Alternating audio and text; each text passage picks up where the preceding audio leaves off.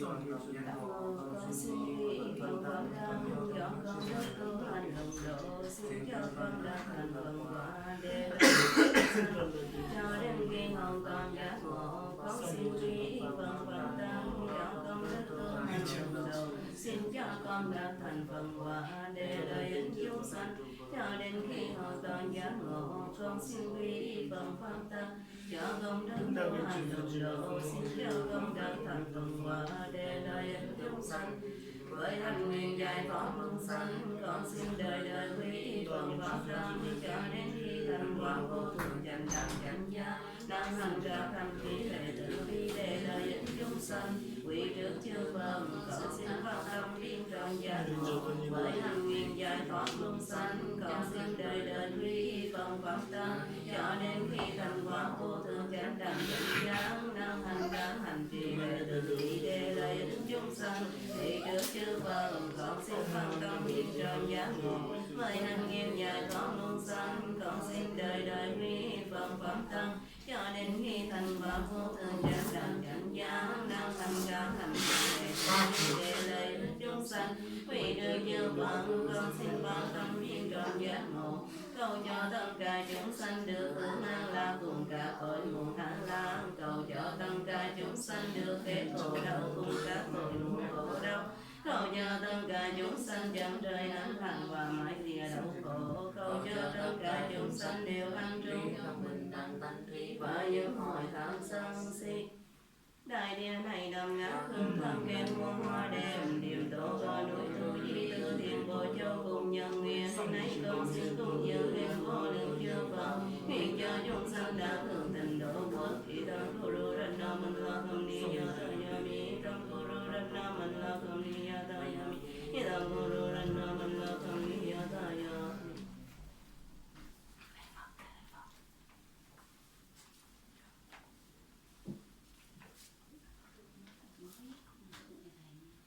Victoria.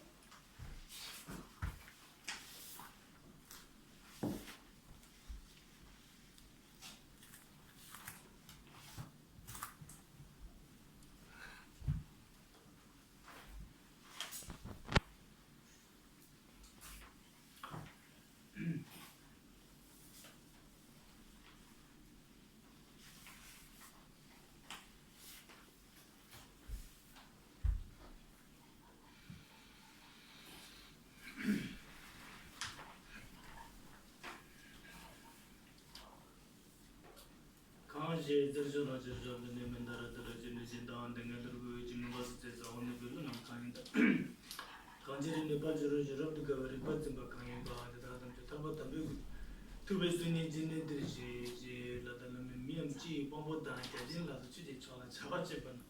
Sangi Sura of the Gigi Dirjurba, the Daji Tabachin Jini, Dirji, Kantaji Tongi now and the Jiloma Jurba Council. Think the temperature is a bit in number the bottom jitters, no more like it all on Jigger.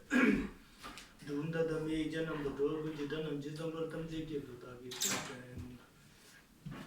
But then the Lamarumba Jetaki Jura permitted to the Kadiji to Jumudu so Takuji Shaki to Jipundu. Sergio Lumbo Tabraji Shaji Shabla Chata.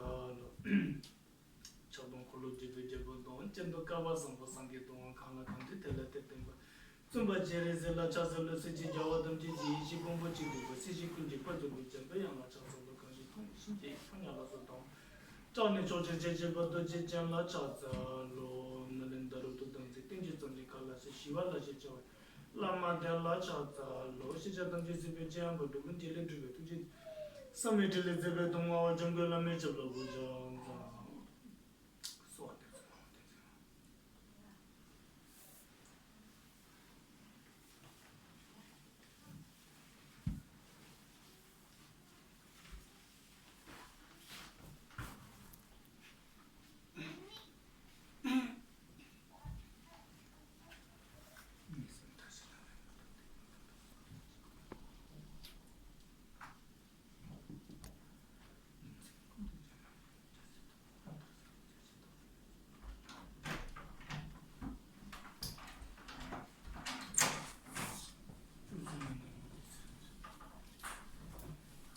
주님만 주셔도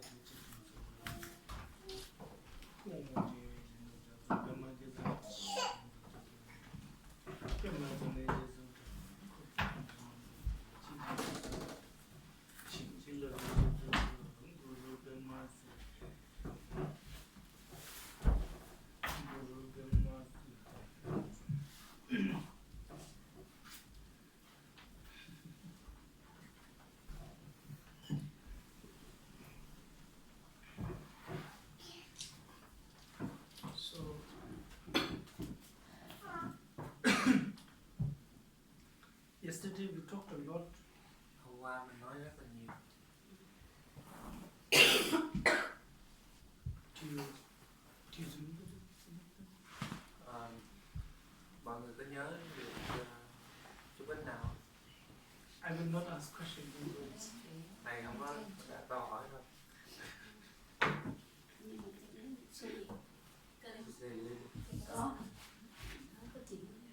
Chưa cần say So we are talking about bodhicitta. mình nói về Bodhisattva. It's very simple. Rất là đơn giản. It's the maybe it's better you come here. Or I don't know. What do you think they can hear better?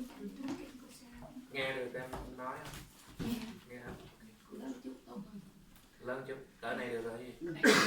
Không nghe gì hết. À. Không có sương mù màu sương nghe gì hết.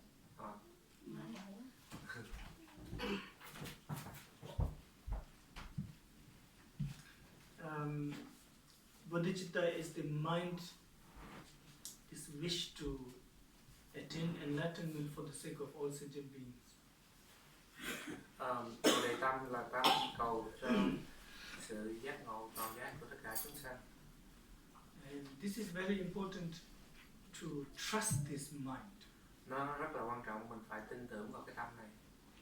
Once you take the bodhicitta, if you do not trust your bodhicitta, then the result will not happen for a long time. Khi mà mình nhận giới Bồ Tát á, mà mình không có tin tưởng vào Bồ đề tâm á, thì nó sẽ không có xảy ra trong một thời gian rất là dài. And it's very simple, you know. Nó rất là đơn giản. That you look at someone like Shakyamuni Buddha. Khi mình nhìn đến một ai đó, ví dụ như nhìn tới Đức Phật Thích Ca Mâu Ni, and you wish to become like that. Và mình muốn ước được trở thành như ngài. Sometimes people think very lowly of themselves. Có nhiều lúc mọi người thường bị tự ti. They think they're very they think that they are not capable, that they are like a sinner, they are very dirty. Nhiều lúc họ nghĩ họ không có đủ khả năng, hay là họ giống như là người tội lỗi, và họ rất là dơ bẩn. We don't think like this in Maya. Nhưng mà trong Đại Thừa mình không có nghĩ như vậy.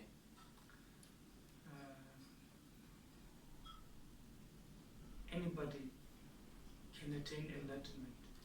Ai cũng có thể đạt được giác ngộ. Human beings, animals, anyone. Con người hay là súc sinh, hay tất cả mọi người.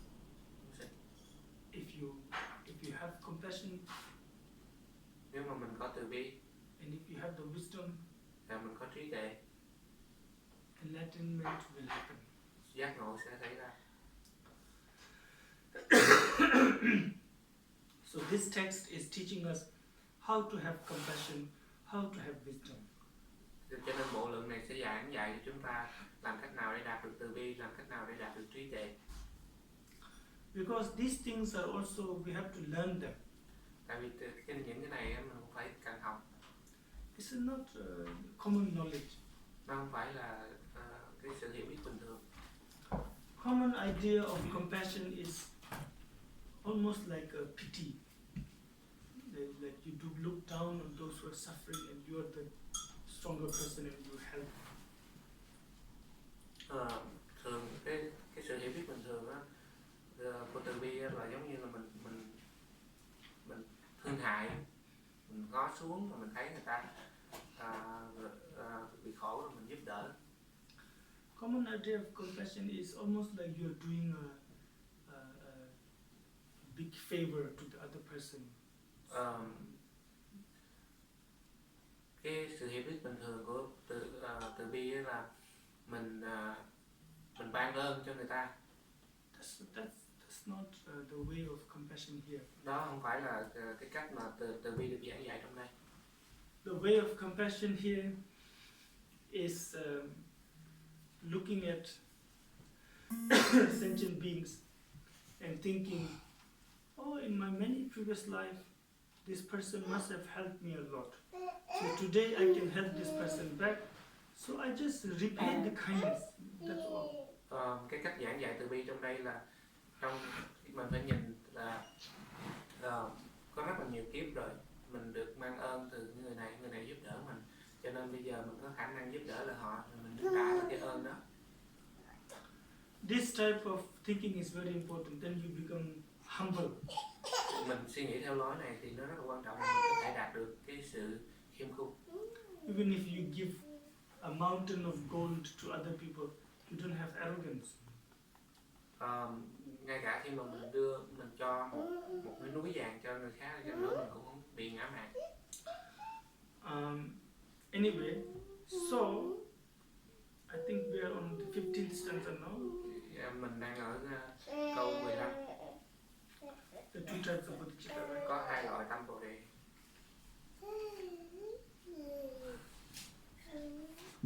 So before this he said,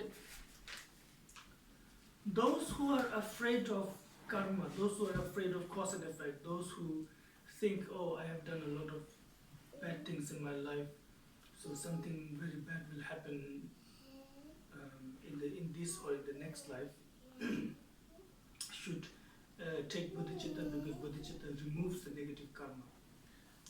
Thì trước đây Ngài có nói là những ai mà sợ nhân quả, sợ những nghiệp ác hạnh của mình á, thì nhận thì pháp Bồ Đề Tâm có thể diệt trừ hết tất cả khổ não đó.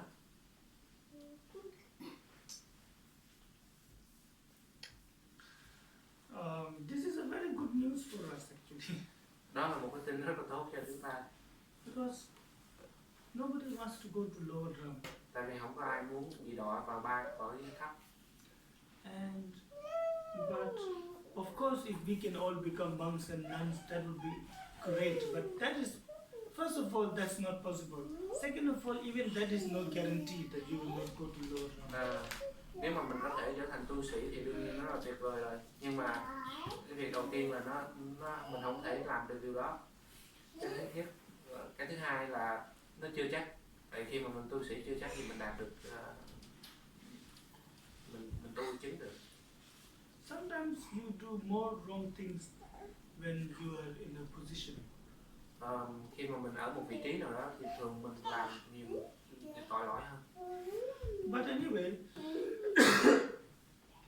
we think, oh, I have many negative karma. Thường á, mình nghĩ là mình có rất là nhiều nghiệp bất thiện. And if you think you don't have any negative karma, you need to think carefully. Nếu mà mình nghĩ là mình không có nghiệp bất thiện thì mình phải suy nghĩ thận trọng hơn. So,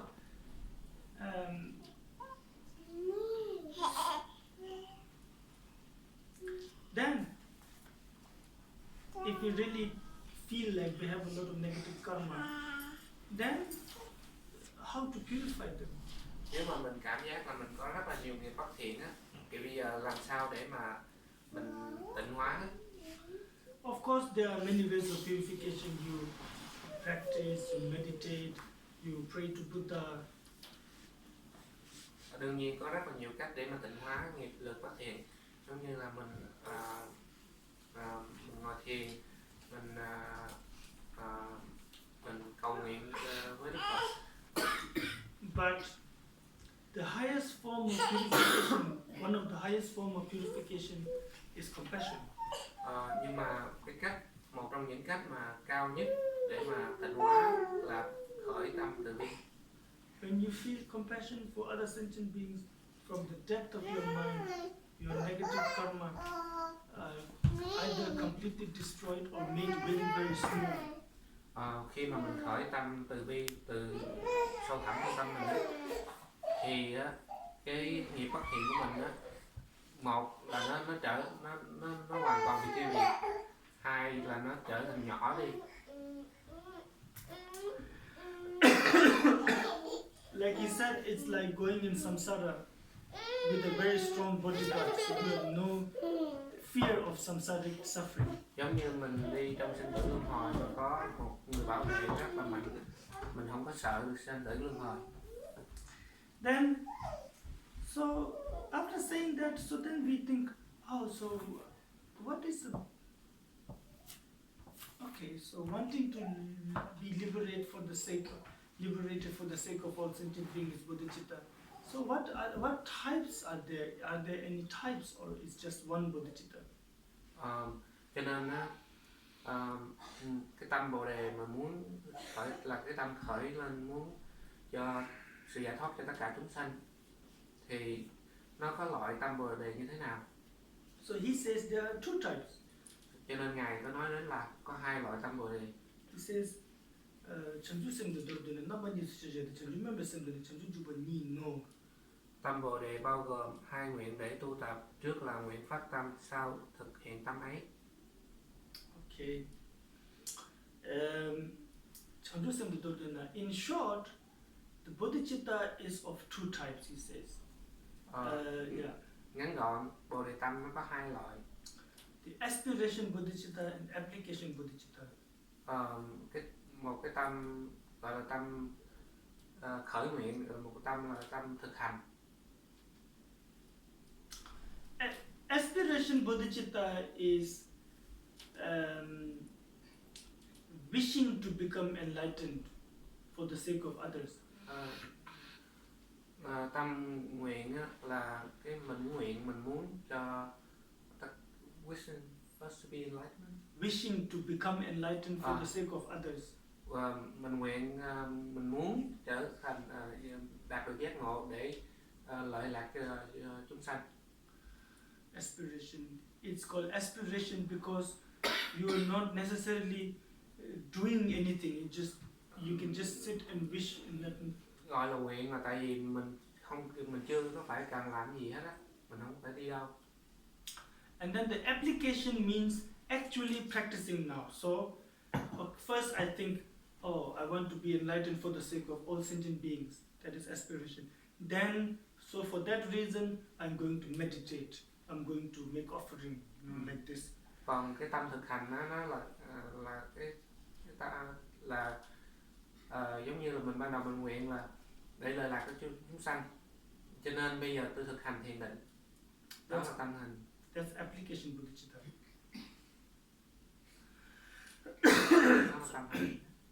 So there are only two types of bodhicitta, he says. Chỉ có hai loại tâm bồ đề. And he goes on, the next stanza he gives example. Ngài cho cái ví dụ.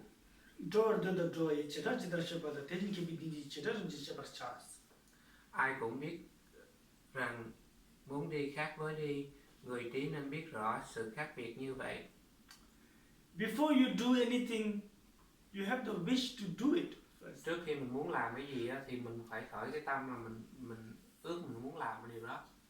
When you don't have any wish to do it, then you don't do it. Nếu mà mình không có cái muốn đó thì mình không có làm được cái gì hết. So that's like aspiration bodhicitta. Đó là nguyện, nó giống như là nguyện bồ đề tâm nguyện. That you wish to become enlightened. Mà mình nguyện cho đạt được giác ngộ. Application is actually doing it now. Còn hạnh đó là hạnh bồ đề tâm đó là mình muốn làm nó. And he gives example of going, walking. Ngài đưa ví dụ giống như là khi mà mình đi bộ vậy đó. He says, look at the difference between wanting to walk and walking. Ngài nói là nếu mà mình nhìn vào cái cách là mình muốn đi và mình đi. Similar is the difference between just aspiring to become Buddha and actually practicing for that. Cũng giống như là mình chỉ muốn nguyện thành Phật và thật sự, và khác biệt giữa nguyện thành Phật và mình thật sự mình thực hành để thành Phật. Okay. Then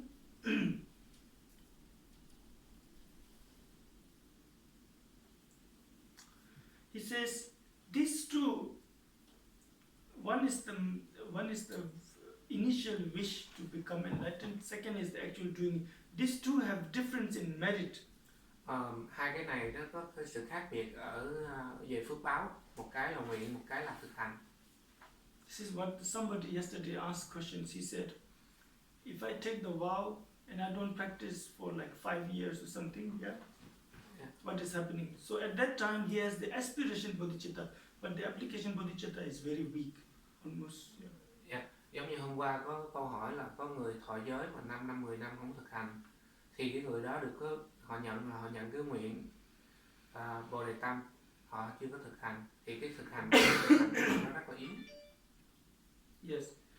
So because he take the bodhicitta vow, meaning he wants to be enlightened for the sake of all sentient beings. Tại vì khi mình nhận giới Bồ Tát giới là nó ý nghĩa của nó là mình muốn trở thành đạt được giác ngộ để lợi lạc chúng sanh. But he actually doesn't do anything. Nhưng mà thực sự mình chưa có làm gì hết. So when he take the vow, he take both aspiration and application together. Khi mà mình nhận giới thì là mình nhận ra hai thứ, có nghĩa là vừa nguyện và hành Bồ Đề Tâm. So aspiration is there, one can say. Cái nguyện nó vẫn có ở đó. But the application one has become very weak now. Nhưng mà cái hạnh thì nó rất là yếu. For now, this type of explanation is quite okay. And then bây giờ cái cách giải thích như vậy thì nó tạm ổn. Then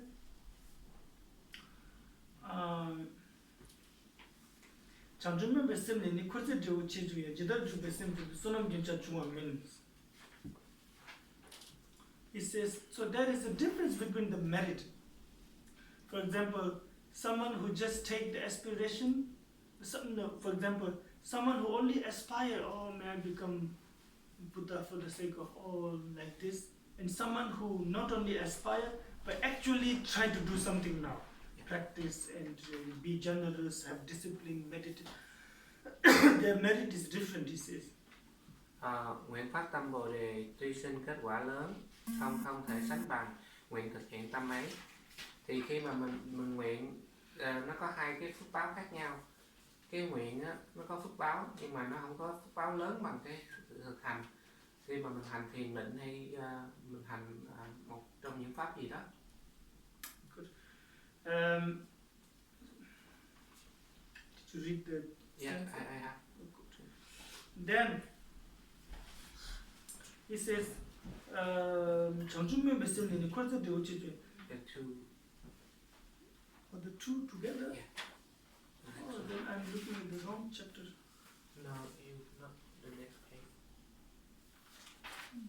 Yeah, because we are on 18 and 19. Oh. Two together you read, right? Yeah. Okay. 장준면 말씀이 콘서트 오치죠. 지도주 말씀이 수능도 조금은 가능성이 선택은 타이르도 저기 미도파의 선택이 안 돌아가고 테니스는 이런 방법이 없으면 김미저부터 먼저 남건냐 뭐라도 좀 no wait, I first have to explain the 17, I think. 17 is the difference of the merit. Yeah, you are here. Wait, I didn't properly. Yeah. So the 17th is, it says, from the aspiration bodhicitta, there are a lot of merit, but it is only sort of, it doesn't have the capacity to give you full enlightenment. So most of its merit will be, how to say, will generate samsaric joy, just aspiration without application.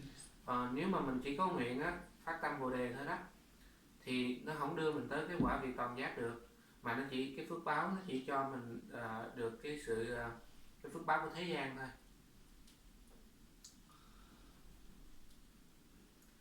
and it will only bring samsaric joy, and it cannot bring never-ending happiness as application bodhicitta can. Nó không có đưa đến cái vị an lạc toàn giác, toàn diện mà không bao giờ mất của cái tâm thực hành. Then you think, okay, so aspiration bodhicitta brings a lot of merit, but but it doesn't have the capacity to bring the complete enlightenment, and neither does the merit continues, you know. Yeah. So then application bodhicitta, it brings a lot of merit, it brings a lot of it brings the result of enlightenment, but also its merit and the result of the merit, all he says, keep continuing. So how is it, you might think? Cái nguyện phát tâm Bồ Đề á, thì cái phước báo nó lớn, nhưng mà nó chỉ trong thế gian và nó không có tiếp tục nữa. Và còn cái nguyện mà thực hành á, tâm mà thực hành, Bồ Đề tâm mà thực hành á, thì cái phước báo nó lớn và nó luôn luôn tiếp tục, nó tăng trưởng. Thì nó tăng trưởng như thế nào? Then he says it is like this.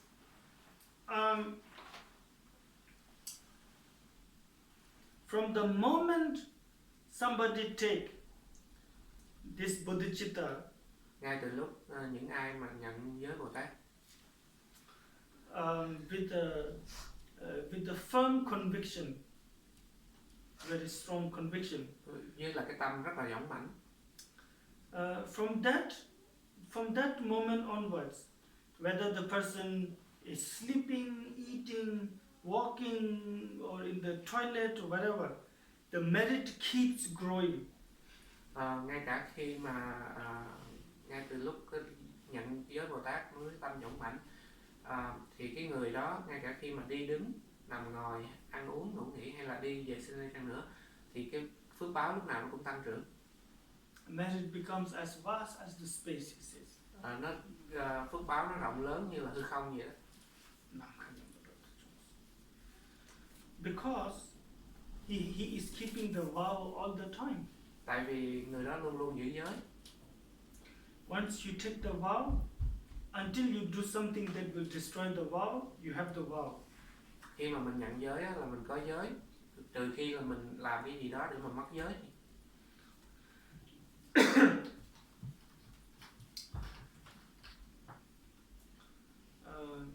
So, you know, for us ordinary people to generate merit, it's really beneficial to take bodhicitta vow. Cho nên đối với những người bình thường như mình á, để mà có phước báo á, thì rất là tốt để mình nhận Bồ Tát giới.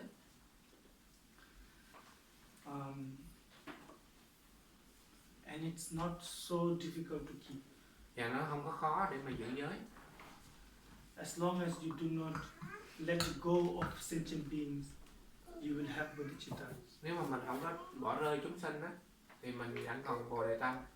Of course, if you can sort of give everything for the sake of dharma, cut your head and everything, that's very good. Like the bodhisattva, great bodhisattvas. Đương nhiên nó tốt hơn nếu mà mình có thể làm tất cả mọi việc cho Phật pháp, ngay cả khi mà mình cúng dường, cắt cổ mình cúng dường đi nữa. But even if you cannot do all those, ngay cả khi mà mình không có thể làm được những điều như vậy, you know, if you could just have if you could remind yourself again and again, mình chỉ nhắc nhở mình nhắc nhở lại. May I become completely enlightened Buddha for the sake of all sentient beings. Nguyện con đạt được toàn giác vì lợi lạc của tất cả chúng sanh. And keep doing small practices like making offering, giving a little bit of sort of money to poor people, saving an insect's life, you know, like that. Mình chỉ thực hành những cái phương pháp nhỏ giống như là cúng kiến, rồi giúp đỡ người nghèo hay là cứu mạng của những cái con vật, sinh vật nhỏ. Your bodhicitta is safe, it's okay. Và cái Bồ Đề tâm của mình nó được bảo vệ. and it's growing stronger and stronger. Và nó được lớn mạnh từ từ. So, and the merit is immeasurable, he says. Và cái phước báo nó không thể nó vô lượng, nó không thể đo lường được. It is said that if you have bodhicitta, for example, at the time of dying, if you have the bodhicitta, even if you have done like a very sort of wrong things that you should be born in a hell, it is said that you will sort of bounce back as if somebody shot an arrow on a rock. Ngay cả khi mà nếu mà mình có bồ đề tâm mà mình lúc mà mình chết, ngay cả khi mà mình đã làm những cái việc tội nặng á, mà mình phải đọa vào những cái ba ác á, thì nó giống như là mình chết rồi mình trở lại liền, giống như là cái mũi tên mà ai nó bắn vào trong cái hòn đá, trong cái vách đá vậy đó. Nó khi mình bắn tên vách đá thì cái mũi tên nó tự động bay ngược lại. Thì bồ đề tâm nó cũng như vậy. Yeah. So it's really beneficial. Nó rất là lợi lạc. Dini theba tanje bar lasan tini jubale meme semjin twenji deshin cheba yichsun. The next. The 18 is next. 18, 19 done. Done. Now 20. Because I haven't read the 18, 19. Yeah. Anh học đi. Tại nãy thầy mới giảng 18, 19 xong rồi. Những ai đã quyết tâm cứu độ mọi chúng sanh phải luôn luôn tinh tấn, thực hiện tâm bồ đề từ lúc ấy trở đi, ngay cả khi ngủ nghỉ, phước đức vẫn liên tục tăng lớn như hư không. Đó là bây giờ tới câu 20. Để người tin tiểu thừa không ngừng bước tiến lên trong kinh vấn diệu lý, Đấng Như Lai đã dạy công đức tâm bồ đề thật rộng lớn vô biên. And then you also read the 20? Yeah. So, all these Buddha have taught in the sutras. Tất cả này Đức Phật đã giảng dạy trong kinh tạng. The sutra is called Lazangji Juba. I don't know what it's in Vietnam. Vấn diệu lý. Yeah, vấn diệu lý. Kinh này gọi là kinh vấn diệu lý. Yeah, for the sake of meme semje ten deshin cheba yichsun, because for those who do merit but have very small view. Cho những ai mà họ tích lũy phước báo mà cái nhìn của họ nó rất là hạn hẹp. Small views like for long life, good luck, like this. Có những người họ cái nhìn họ hạn hẹp, họ chỉ cầu phước báo cho cái trường thọ hay là để được sự may mắn. Or maybe they do merit to become to be born in a heaven realm. Hay là những ai tạo phước báo để mà sinh lên cõi trời. Or maybe they do merit so that they can become liberated like an arhat. Hay là họ tạo phước báo để họ có thể thoát sanh tử luân hồi giống như các vị A La Hán. This is what it means. Meme meaning who have a very low aspiration. Cái câu này có nghĩa là những ai mà có cái nguyện rất là nhỏ bé. Yeah. So in order to teach them the Bodhisattva path, Buddha have taught these in this sutra. Để mà dạy cho họ cái con đường Bồ Tát á, thì Đức Phật đã giảng trong kinh vấn diệu lý cho họ. Yeah.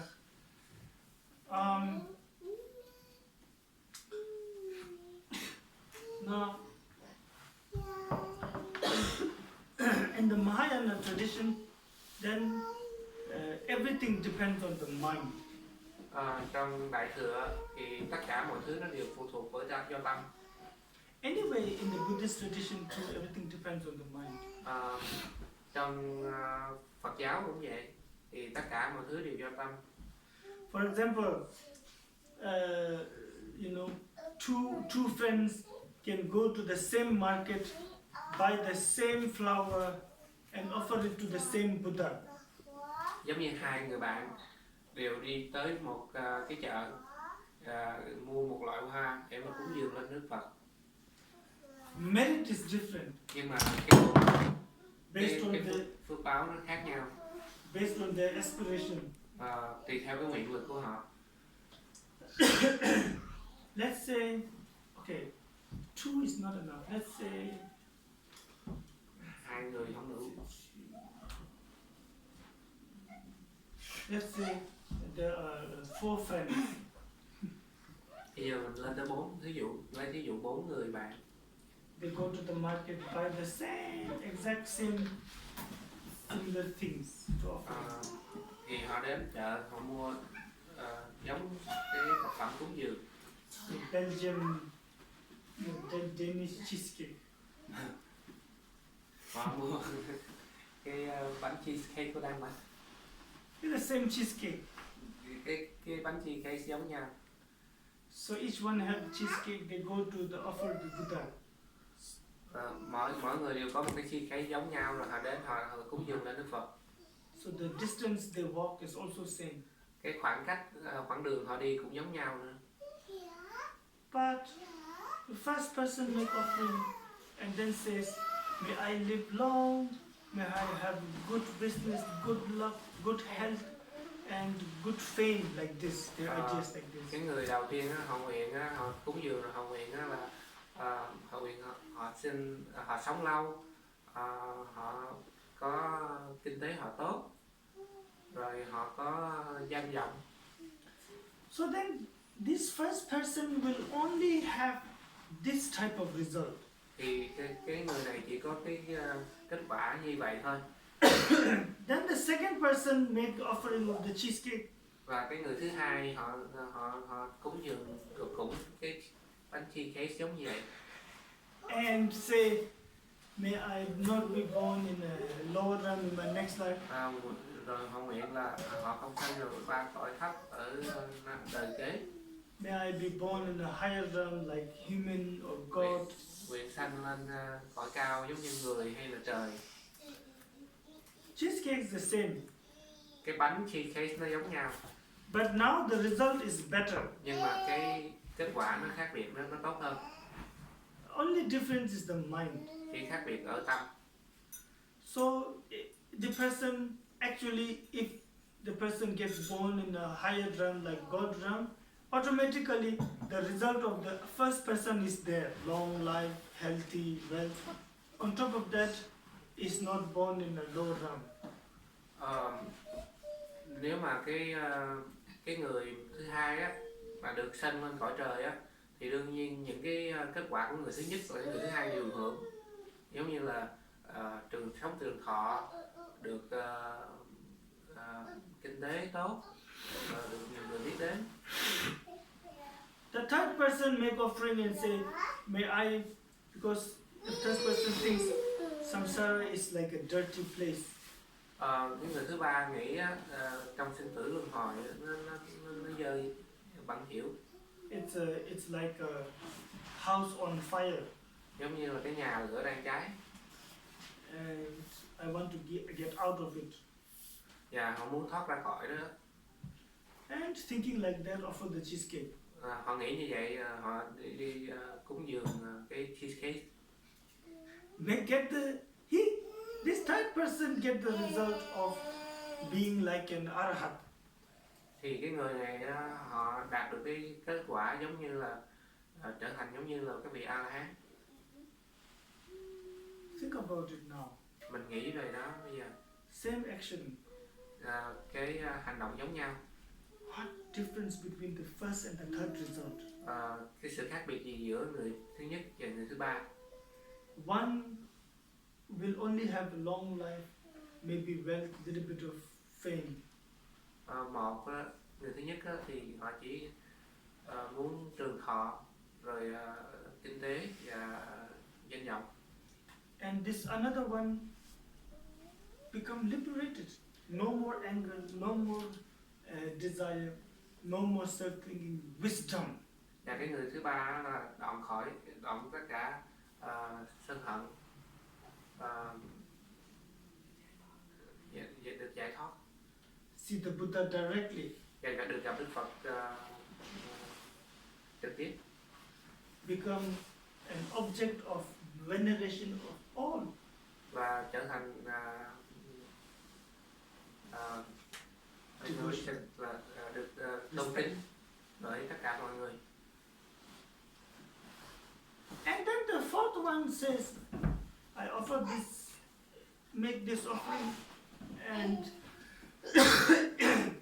I wish that all sentient beings be free from suffering, and for that reason I must attain enlightenment. I want to attain enlightenment not because I want it for myself, but because I want to help others, and the only way I can really help is by becoming a Buddha. Cái người thứ tư á, họ cúng dường và họ nguyện á, là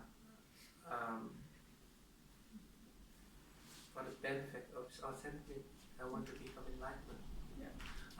Vì lợi lạc của tất cả chúng sanh, tôi nguyện đạt được giác ngộ. For this, Victoria.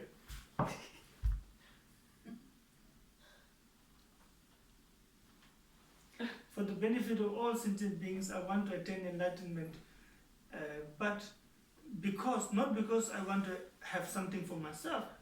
Tại vì tôi không có phải muốn cái gì đó cho bản thân tôi.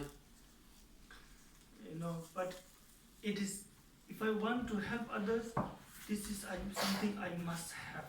Tại vì tôi muốn giúp đỡ tất cả chúng sanh, cho nên tôi phải đạt được giác ngộ. If someone would look from far at this four person making offering, nếu mà ai đó đứng ở từ xa nhìn bốn người này cúng dường thì họ thấy sẽ không có sự khác biệt. But the result is like a dust and a mountain. Nhưng mà cái sự khác biệt giữa kết quả giống như là hạt bụi và cái tòa núi vậy. So bodhicitta is like this, he says. Thì Bồ Đề Tâm nó cũng như vậy, ngài nói. Outer action is very same like other people. Cái bên ngoài á, cái hành động bên ngoài nó cũng giống như tất cả người khác. But now the mind is transformed. Nhưng mà cái tâm đã được chuyển hóa. And that's the funny thing. Bodhisattva doesn't make prayer for oneself. Đó là cái điều mắc cười, là Bồ Tát không có nguyện cho bản thân. But Bodhisattva become more happy, not naturally. Và Bồ Tát tự nhiên vui vẻ. More content. Và biết đủ. And Dhamma practice is clean. Và cái sự thực hành pháp tu á, nó rất là thanh tịnh. You can surround yourself with sort of hundreds of scriptures, thousands of statues, and sort of thousands of monks and nuns. But if your mind is worldly, nothing can help you. Mình có thể ngồi xung quanh mình là cả ngàn bộ kinh, hay là cả ngàn chư tăng, hay hình tượng Phật, mà tâm mình nó thế gian thì nó cũng không có giúp đỡ được mình. While if your mind is for the liberation of others, even if you are in a butcher's place. Tại sao? Tại vì nếu mà tâm mình muốn cầu giải thoát cho tất cả chúng sanh á, thì ngay cả mình ở trong chỗ lò mổ. Even if you are surrounded by really worldly criminals and all that, hay là tất cả những tội phạm ở thế gian,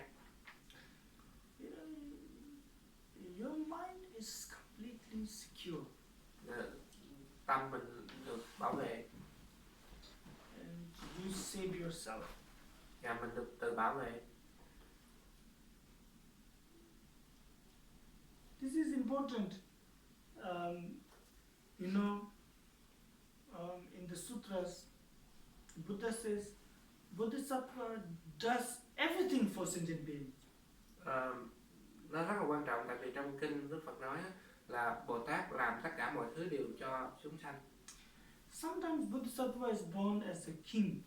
Có nhiều lúc đó, Bồ Tát sinh ra làm vua. Sometimes like a monk or a nun. Nhiều lúc là tu sĩ tỳ kheo ni. Sometimes as a dancer, as a farmer. Nhiều lúc là người vũ công hay là nhà nông.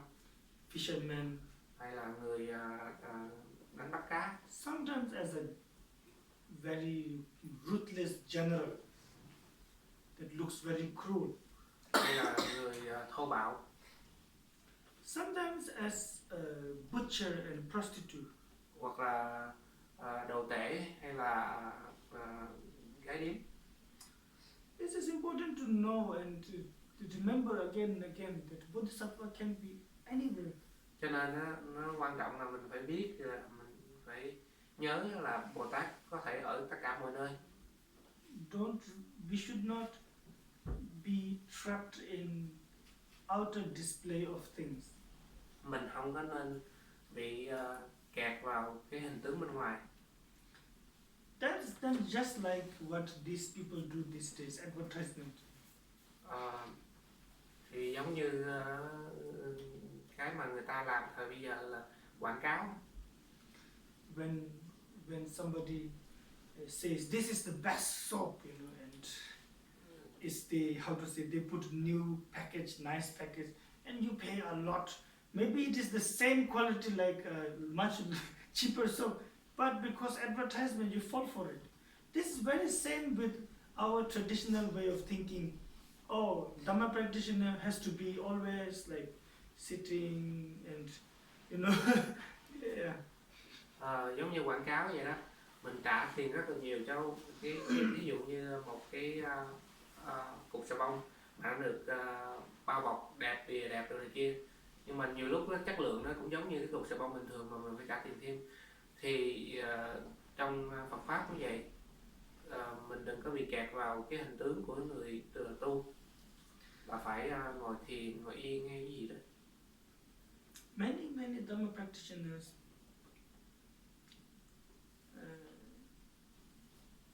you know, Indians, they say things like the road to wisdom is not straight, they say. Ở Ấn Độ, các vị thường nói là con đường đến trí tuệ nó không có phải là con đường thẳng. Sometimes criminals nhiều lúc really, người phạm tội sort of really sort of like a soldier or general can have wisdom. Nhiều lúc người mà phạm tội hoặc là lính hoặc là các vị chỉ huy họ đều có thể có trí tuệ. I heard about this man in Tibet. Tôi nghe đến một người này ở bên Tây Tạng. During the communist, during the cultural revolution. Trong cái thời điểm mà chiến tranh văn hóa, many Tibetans sort of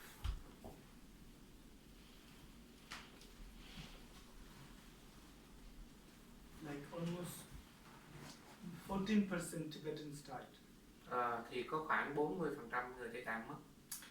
And many of them were in prison. Và rất là nhiều người Tây Tạng bị nhốt vào tù. And then there was this one prison man, he's Tibetan, and everybody hated him. Và có một người tù người Tây Tạng thì tất cả mọi người đều ghét ông. They thought he's the worst because he's a Tibetan. Họ nghĩ But he's beating the Tibetans. Tại vì nó rất là anh đánh người Tây Tạng. He was not Chinese. Anh không phải là người Tàu. And especially people don't like him because he will, if you meet him, he will break your leg or hands. Thì mọi người không thích gặp anh, tại vì nếu mà gặp anh bẻ tay bẻ chân thì đó. Later, afterwards, 10, 20 years after, people start to understand what he was doing. Thì khoảng 10 năm, 20 năm sau thì người ta mới bắt đầu hiểu là anh làm cái gì.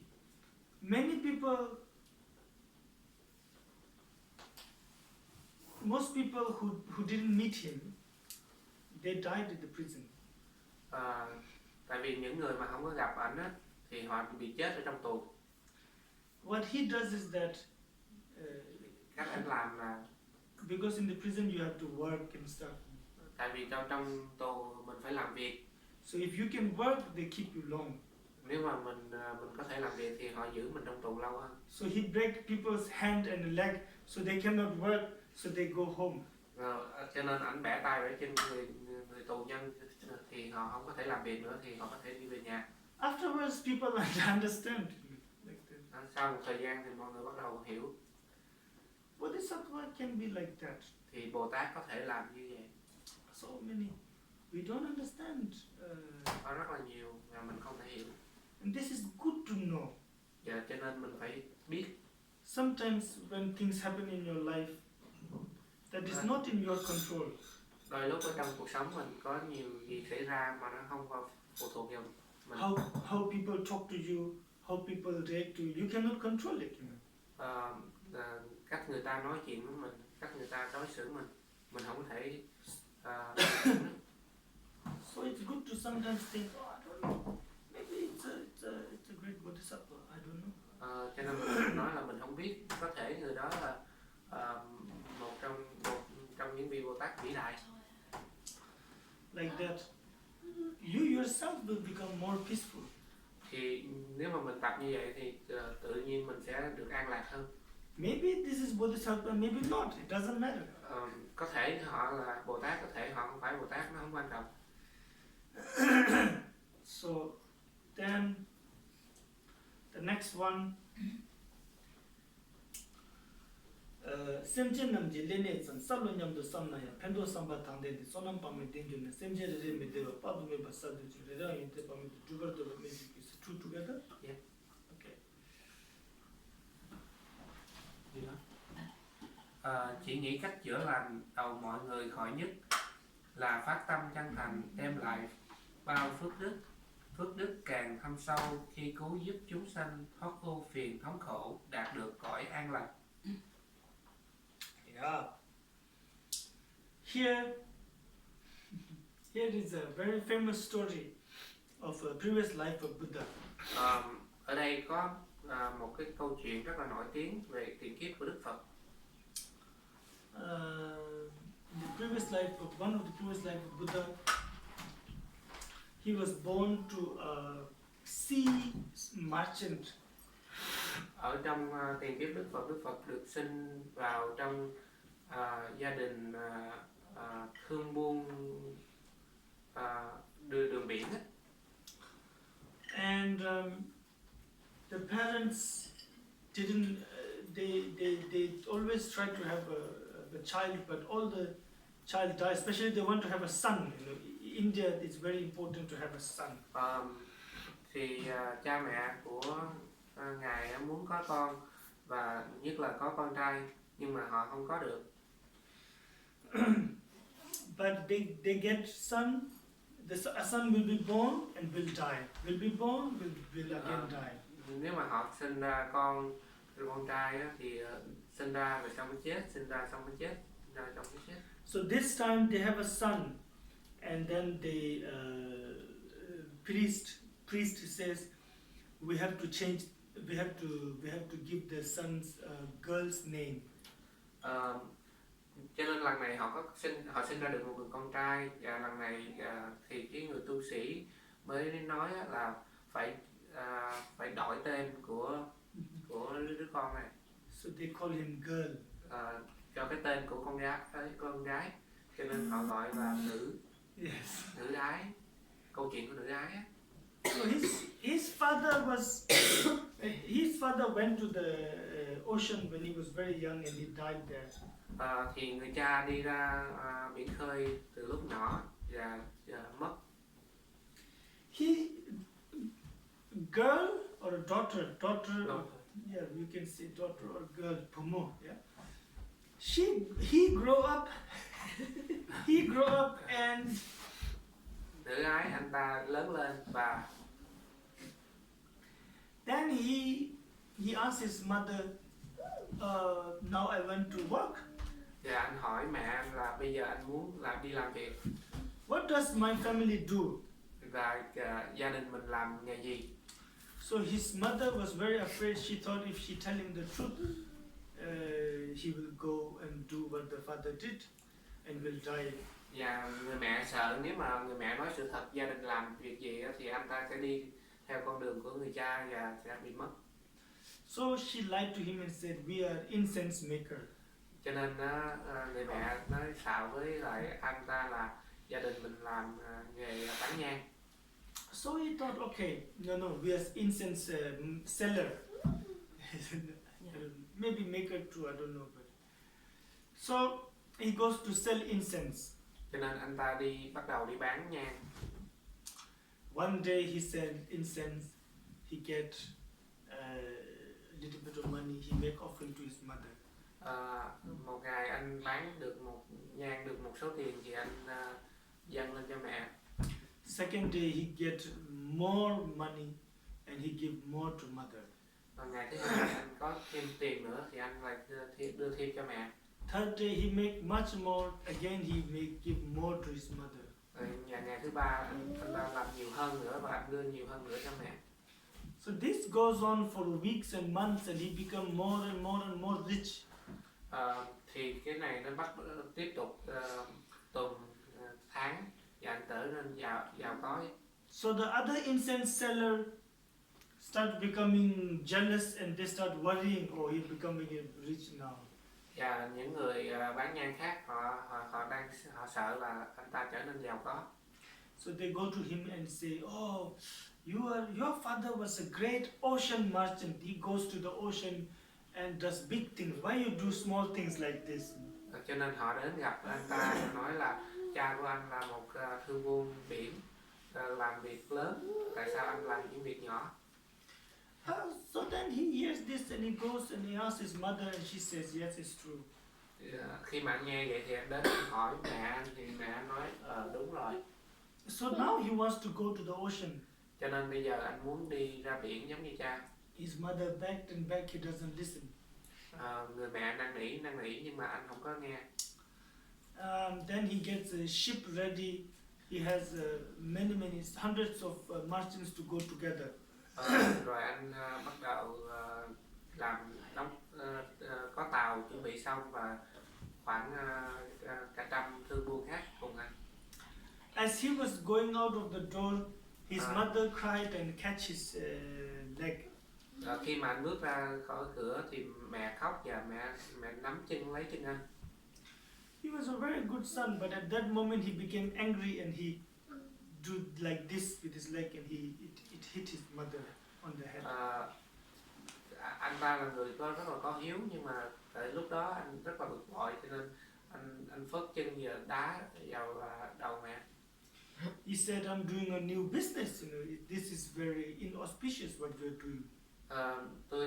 Anh ta nói là anh ta bắt đầu một cái công việc mới mà mẹ làm như thế này thì nó rất là xui xẻo. Is this story known in Vietnam? Có ai biết câu chuyện tự ái không? Yeah. Dạ. So he goes into the ocean and his ship crashed.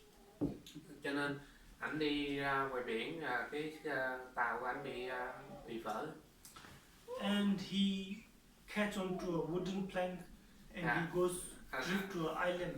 Anh nắm lên một cái khúc gỗ và nó bơi dạt vào trong một cái hòn đảo. At the island he comes across a beautiful palace. Tại hòn đảo đó anh đi tới một cái lâu đài tráng lệ. With two beautiful goddess. Với lại hai thiên nữ. And he says, who does this palace belong to? And they say it is your palace and we are here to serve you. Anh hỏi là cái tòa lâu đài này của ai, thì thiên nữ đáp là cái lâu đài này của anh, và thiên nữ là người ở lại để phục vụ anh. That was his marriage. Đó là phước báo của anh ta. And now he was, anyway. So he stayed with them. Anh ta ở lại với lại hai thiên nữ đó. For hundreds of years. Qua 100 năm. But they always say, but please don't go in, I think in the east or west, just okay, let's just say one direction, like please don't go in the east direction, they always say. Nhưng mà họ luôn luôn nói là anh đừng có đi qua phía đông. Tây. West. West, on the phía tây. Yeah, what did you use? West. West. Okay. Yeah. Please don't go in the west direction. Đừng đi qua phía tây. So one day he got bored and he thought, what is the west direction? And he went, and then he found that there is even a bigger palace with 4 goddesses waiting for him. Và anh ta trở nên chán nản rồi anh ta quyết định đi về hướng tây. Thì khi anh đi tới hướng tây thì anh thấy là cái lâu đài càng bự hơn và có 4 người tiên nữ ở đó chờ đợi anh ta. So now he stayed with them for 400 years. Bây giờ anh ta ở với 4 tiên nữ đó cho 400 năm. But they also say, please don't go in the west direction. Nhưng mà họ cũng nói với anh là không, xin đừng có đi qua hướng tây. But one day he thought, oh, maybe there's also something good like this. So he went and he found even bigger temple with 8 goddesses. Thì anh nghĩ là chắc có lẽ là đi qua kia sẽ gặp được tốt hơn. Và thực sự khi mà anh đi qua thì anh gặp được cái lâu đài lớn hơn và 8 vị tiên nữ. So this goes on and on. He meets bigger palaces with 16 goddesses, 32 goddesses, and they all tell him not to go to west, but he still goes to west and he finds more joy. Nó cứ tiếp tục. Các vị tiên nữ cũng khuyên anh là đừng có đi qua bên phía tây, nhưng mà anh vẫn đi phía tây và anh đi tới tòa lâu đài, anh gặp được 16 vị tiên nữ. It shows our discontent nature. You know, we cannot be content. Đây là chứng tỏ là mình không có biết đủ. Cái bản chất của mình là không biết đủ. So now, this was all the result of him giving money to his mother. Đây là kết quả của anh ta dâng tiền lên cho mẹ mình. Finally, when he again goes to the west, then he comes to a very, very sort of empty place. Và cuối cùng anh đi về hướng tây tới một cái chỗ mà nó hoàn toàn trống rỗng. Everything looks very sad and depressing. Tất cả mọi thứ nó đều tiêu điều. And there was a house. Và nó có một cái căn nhà. He went into the house. As soon as he went in, the door closed. Khi mà anh bước vào nhà thì cánh cửa đóng lại. It was a metal house. Nó là cái nhà sắt. Inside, a being was crying with pain. Bên trong có một chúng sanh khóc với lại cái sự đau đớn. And at the head of the being, there was a wheel with the middle of the wheel has a very long, like knife-like thing that is going in his head. Thì trên đỉnh đầu có một cái bánh xe nó có một cái dao dài đâm thẳng vào đầu của chúng sanh đó. So this person inside said, why didn't you stay with the goddess? I also did like you and I got here. Và chúng sanh đó nói với lại anh ta là tại sao anh không ở tòa lâu đài với lại các tiên nữ? Tôi cũng làm như anh và tôi tới đây. He said I was pushed by my karma. Ông nói là anh bị dẫn dắt bởi nghiệp lực. He said now you will suffer here for a long, long time. Và chúng sanh nó nói là bây giờ anh phải bị kẹt ở đây cho một thời gian rất là dài. Like you, I too make a lot of offering to my mother, and I too kicked her in the head. So that's why we are here. Giống như anh, tôi đã dâng lên pháp luật cho mẹ rất là nhiều và tôi cũng là người đã từng đá vào đầu mẹ. When he heard that, khi mà nữ ái nghe đó, great compassion grew in him. Thì tâm từ bi rộng lớn khởi lên trong nữ ái. And he thought, may all the suffering of beings, headache, all of their headache suffering come to me. Thì anh khởi lên là tất cả cái sự đau đớn của chúng sanh đau nhức đầu á, bởi điều đến với anh. Because he's going to suffer anyway now. Tại vì anh cũng sẽ bị đau khổ. So then immediately, as soon as he thought like that, he had generated so merit that his negative karma was destroyed. Khi mà anh khởi tâm lên như vậy á, thì cái phước báo anh tăng trưởng rất là lớn, cho nên nghiệp bất thiện của anh nó tiêu hết. The wheel went up into the air and fall on his head, and it killed him right away. Thì cái bánh xe của người kia á, nó bay lên hư không và nó rớt vô đầu của anh và anh chết tại chỗ đó. And he became free from that hell realm. Và anh đã thoát khỏi cái cõi địa ngục đó. So this is what it says. Even just cái này trong này nói, even just thinking that may I be able to remove the suffering of brain or headache suffering, head pain. Even thinking like that is so much merit that it frees you from hell realm. Ngay cả khi mà mình chỉ nghĩ tới là mình làm cho chúng sanh hết đau khổ, đau đầu á, thì nó đã làm cho mình thoát khỏi cảnh địa ngục. Then he says, imagine how much merit you will have when you think, may I remove all the suffering of all the sentient beings. Thì mình cứ nghĩ cái phước báo lớn như thế nào nếu mà mình nghĩ là mình làm cho tất cả chúng sanh đều hết bị khổ. 하면은 마야로 술을 평생에 하다 당선남들 참발라야 뒤에 탐. Có cha nào mẹ nào đã phát tâm như vậy? Chư thiên phạm thiên đã có tâm ấy chưa? Yeah, similarly, for example, our sort of normal worldly father, mother, husband, wife, teacher, or gods, like Brahma or Vishnu or whatever. They may want to benefit us, but they will never have this idea that they will make us completely free and completely liberated Buddha.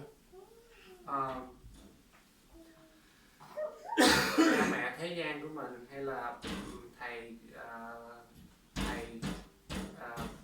bạn bè hay là chư thiên phạm thiên, họ chưa có ai mà họ luôn luôn giúp mình, họ tốt với mình, nhưng mà họ chưa bao giờ nghĩ tưởng là muốn cho mình đạt được giác ngộ. I think that's now almost 1 hour. Một tiếng rồi. You have question or? Có đặt câu hỏi gì không?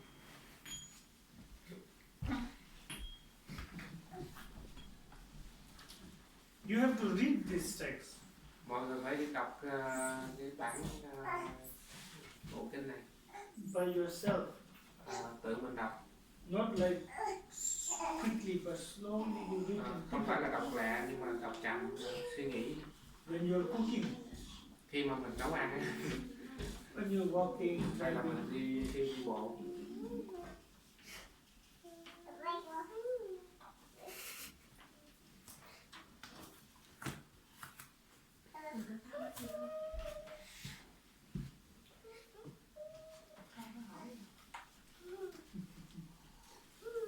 I have a question with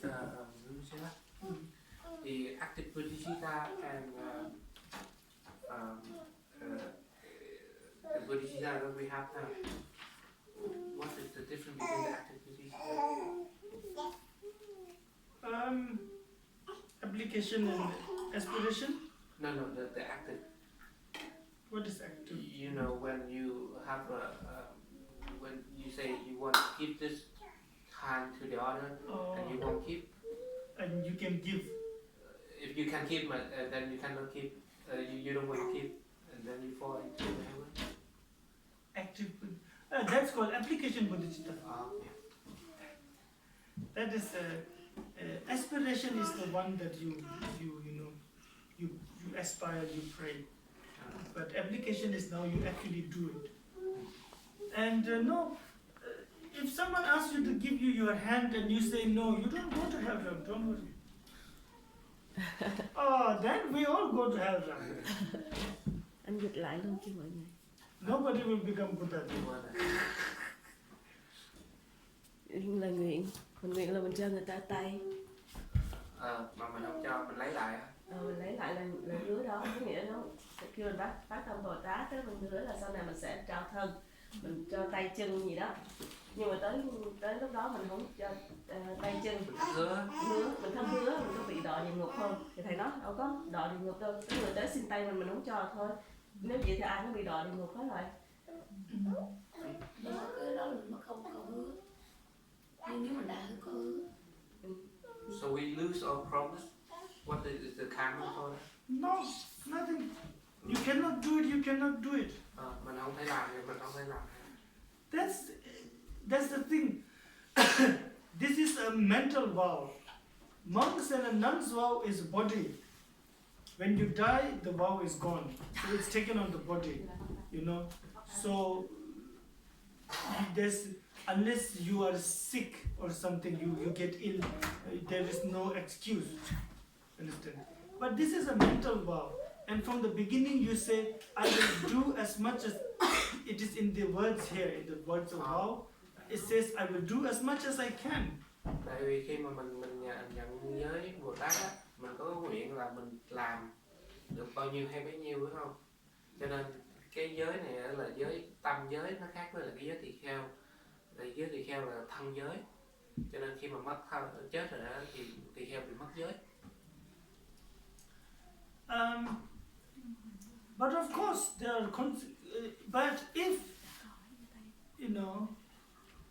if someone asks you for 5 kroner and you can give, nếu mà ai đó hỏi mình cho 5 đồng mà mình có thể cho, and you don't give, mà mình không cho, maybe not so good. Dạ, nó hơi tồi tệ. But this is not the root downfall. Nhưng mà đây không phải là. These are like a monk eating dinner. Nó chỉ giống như là cái giới mình phạm giống như là cái vị tỳ kheo ăn chiều thôi. It's not good, but it's still nó không tốt nhưng mà it's still a monk. nó vẫn còn đó. Em không có tội là tại vì những cái đó ngoài khả năng mình không làm. Giống như là xin 1 đồng mà mình có, thể 1 đồng mình cho được, 1 cú mình không cho. Đó là không tốt. Không phải tội, không tốt thôi. Không tốt thôi, nhưng mà nó nhưng mà 1 đồng thì khả năng mình có được. Nhưng mà nếu cho cánh tay á, mà tới đó mình hứa mà mình cứ có thể cho cánh tay mình cho nghĩa là mình cũng khả năng mình không cho được, thì cái đó không phải tốt tội. And you take it again by yourself. If you think, oh, my vow is not good, so take it. Nếu mà mình thấy là giới mình bị lủng rồi á, giới mình bị bất định rồi á, mình có thể nhận giới lại. Có thể tự nhận giới lại. Chứ là tôi hỏi là giống như mình đã thọ Bồ Tát giới rồi bây giờ mình gặp một vị khác, rồi vị khác nó cho mình thọ lại, rồi mình có quyền thọ hay không? Hôm qua có nói. Nó có hỏi là không nghe. Cứ hỏi lại. Hỏi để có gì chị Nga nói lại cũng được. Được, không sao hết. Dạ. Thì ngày hôm qua có gì tức rồi. Tại vì nhiều khi cũng nhiều người thắc mắc không dám á. Hỏi lại thôi, chị hỏi thì anh cứ dịch đi. Chị Nga là để mình không có. She asked the same question yesterday. Someone already asked about like when I received Bodhisattva vow from Northern, and then they come to the Northern and receive the Northern. Is that okay?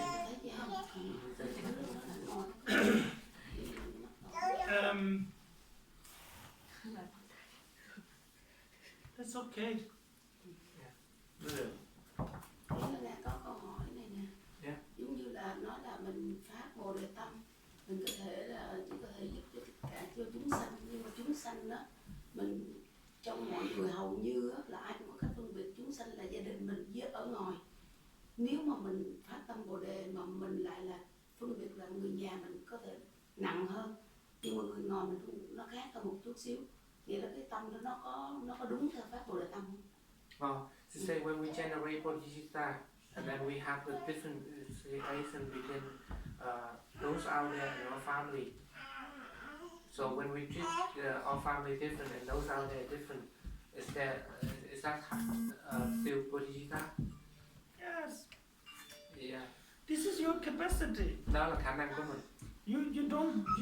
It's not like you take bodhicitta and immediately you become now, you should do like a great bodhisattva does. Không phải là khi mà mình nhận giới Bồ Tát giới rồi xong cái mình đi làm việc giống như các vị đại Bồ Tát.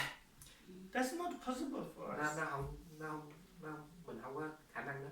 If we wait like this, we will never take bodhicitta. Nếu mà mình chờ tới lúc đó thì không bao giờ mình nhận giới Bồ Tát hết.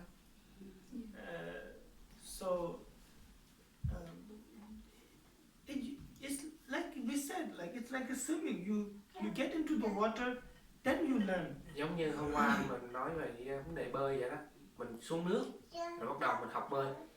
That's why in this text it talks about how to reduce attachment to your family, or how to reduce aggression towards strangers like that.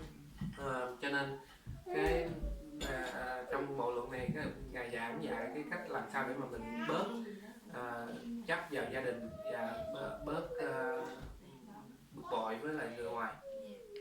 It's a mind training. Nó là cách rèn luyện tâm. This means it's not going to happen like this. You have to do it every day, slowly. Có nghĩa là nó không thể xảy ra trong một cái búng tay, mà nó phải xảy ra từ.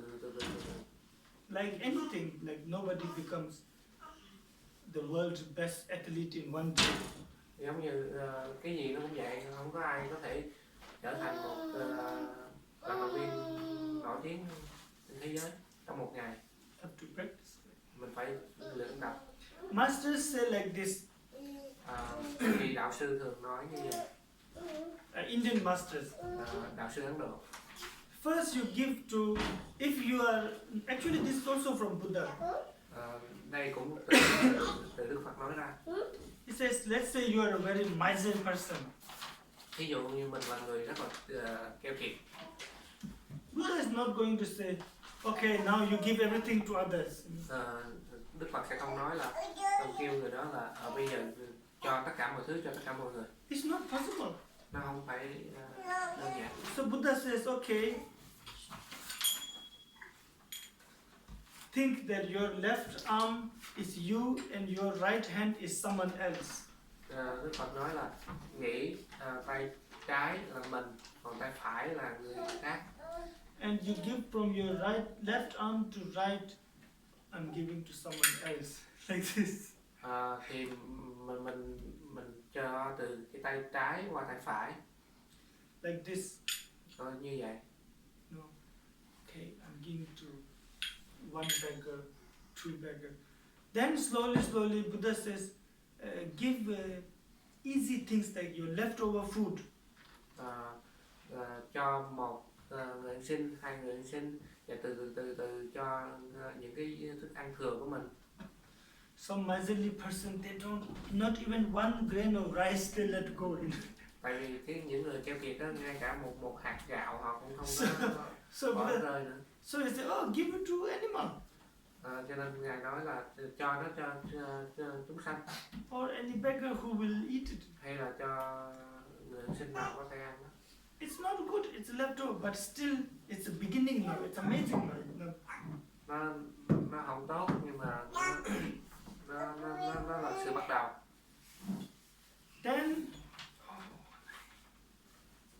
Then he says, start giving fruit like this. Slowly start giving a fresh food like a vegetable and rice. Sau đó từ từ bắt đầu cho trái cây hoặc là cho thức ăn sạch sẽ.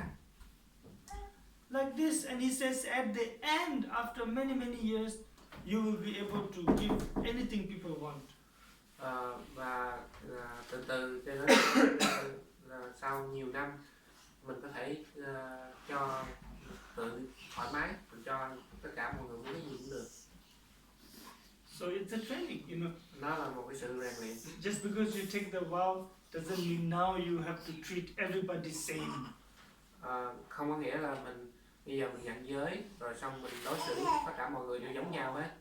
You should wish to become like that. Mình nên nguyện là mình có thể làm được như vậy. If you can do that, do that. Nếu mà mình có thể làm được điều đó thì mình cứ làm. When you can't do that and you don't do that, now that is negative karma. Nếu mà mình có thể làm được mà mình không làm á, thì bây giờ nó mới là nghiệp bất thiện. But when you cannot, what to do? Nhưng mà nếu mà mình không thể làm được thì mình làm được gì? Nhưng mà nói là nếu như mình cũng như mở tâm Bồ đề nói chung vậy, nhưng mà nếu như là mình muốn giúp một người mình có cần phải tìm hiểu người đó là có cần giúp hay không, hay là biết họ làm những chuyện không tốt mình vẫn giúp, là mình biết họ làm không tốt mà mình vẫn giúp, nghĩa là mình có đang đằng lỗi không? When we have the bodhisattva and when we help the people, do we need to investigate? Because we need to investigate what that people do before we help them, or we just even if we know that people do something bad, we still help them. That depends on your mind. Tùy theo tâm vị. Of course, you don't give somebody, like someone is going to buy poison and you don't give the money. Đương nhiên là ai muốn đi mua thuốc độc thì không có đưa tiền cho họ rồi.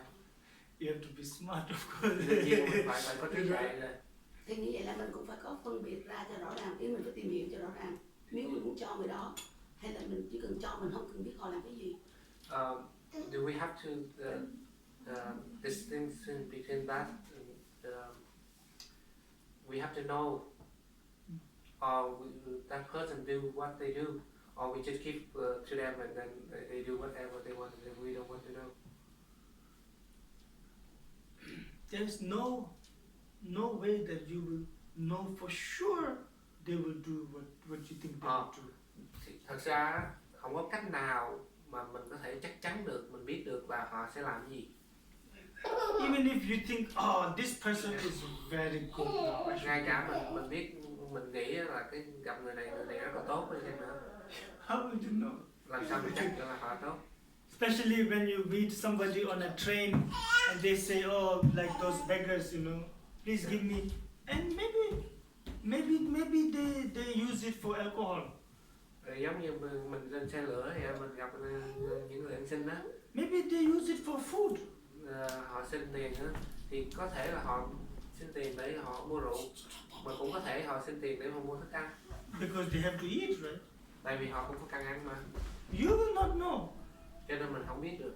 So maybe you can give them, buy a food and give them. Cho nên mình có thể là mình mua thức ăn và mình cho họ. Or you just give them money and hope that they eat. Hoặc là mình cho tiền họ và mình nguyện là mình mong cầu là họ mua thức ăn. What they do is not in our control. Những gì họ làm đó không phải là cái sự khống chế của mình. If we see they're going to do bad things, we can stop. But if we don't know, then we just have to. Nếu mà mình thấy họ làm những việc xấu á, thì mình dừng lại. Nhưng mà nếu mà mình không biết thì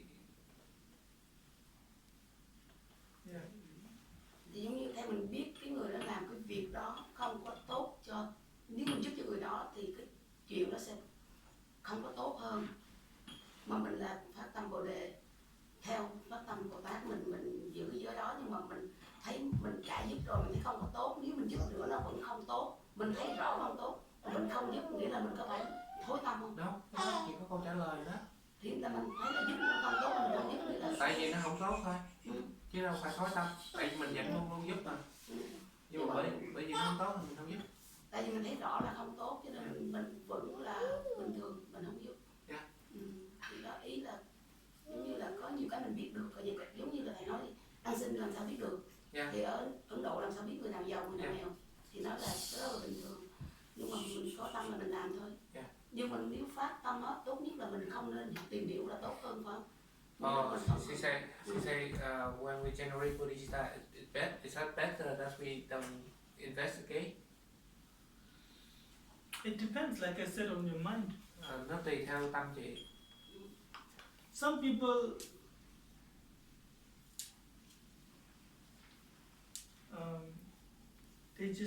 they just give and they're happy without investigating.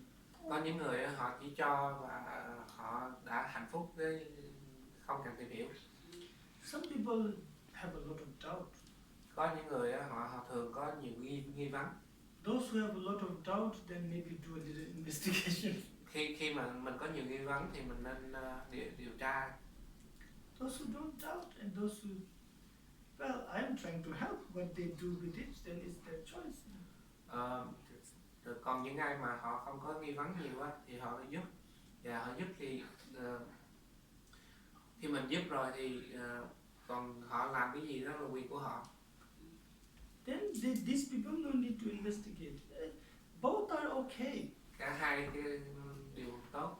Just different type of people. Chỉ là khác biệt giữa người với người. But of course, if you know the person is going to do bad things, then you don't contribute. Nhưng mà nếu mà mình biết người đó sẽ làm việc xấu thì mình không tiếp tục. This is natural.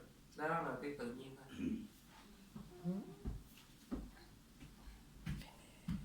Yes. Còn câu hỏi nữa. I think she wants to become a nun. Thầy nghĩ nói là nó muốn trở thành trở thành sư cô. Cứ muốn lên pháp tòa của thầy ngồi không thấy à?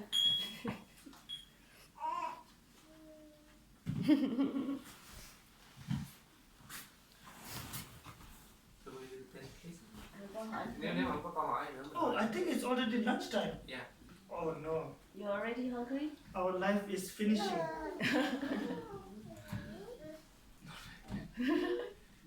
Yeah, okay then.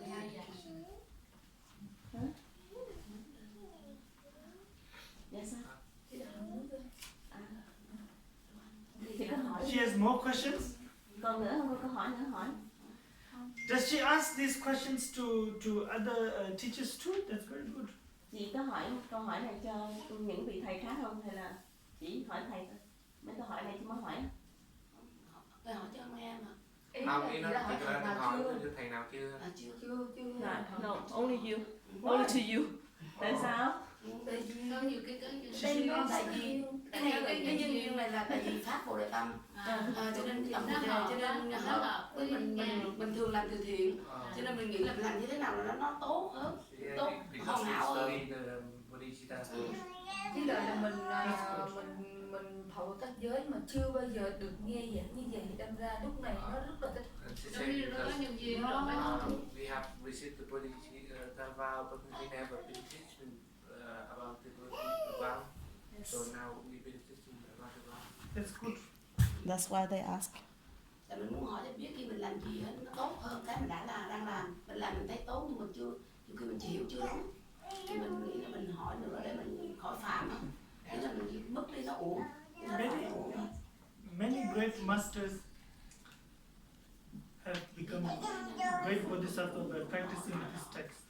Thì có rất là nhiều vị đạo sư lỗi lạc họ trở thành đại Bồ Tát bởi vì họ thực hành pháp trong bộ luận này. One of the greatest masters of Tibet is called Jesun Thapajatsin. Thì ngài Jesun Thapajatsin là một trong những vị lỗi lạc của Tây Tạng. He was so great. Rất là lỗi lạc. Because when the great Indian masters came to Tibet, they didn't take Tibetan seriously.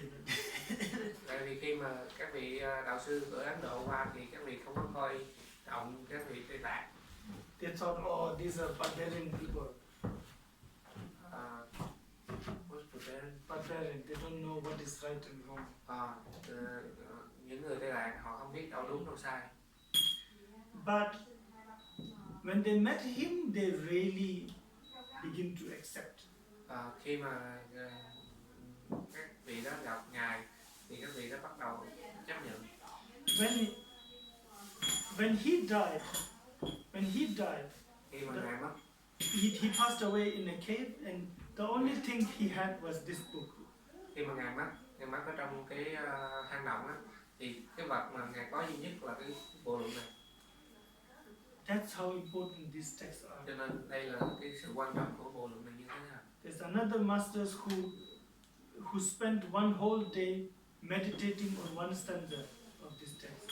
Có những vị khác họ dùng nguyên ngày để mà họ thiền quán một câu của Bồ Luận này thôi. And study them like Và this, học nó, meditate. học về thiền quán. These are very, these are like the type of great beings you see in the sutra. Đây là những vị siêu việt khi mà mình gặp ở trong kinh. So it's good that if you study this.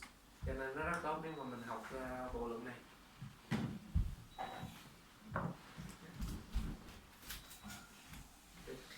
Sunandi Tanjis. Hồi hướng nhờ công đức này nguyện cho chúng sanh bước vào thiên đạo, chiến thắng nghiệp chướng, vượt thoát trùng khơi, diệt rộng luân hồi, sinh lão bệnh tử, nguyện cho Bồ Đề tâm đầu chưa phát triển sẽ nảy sinh lớp mạnh, nơi nào đã phát triển sẽ tăng trưởng không ngừng, không bao giờ thoát triển, bao giờ không nhân còn, chúng sanh còn, thì có còn nói lại xưa tan khổ này của thế. Xin mấy cái face nhiều. Look. Victoria Cookman.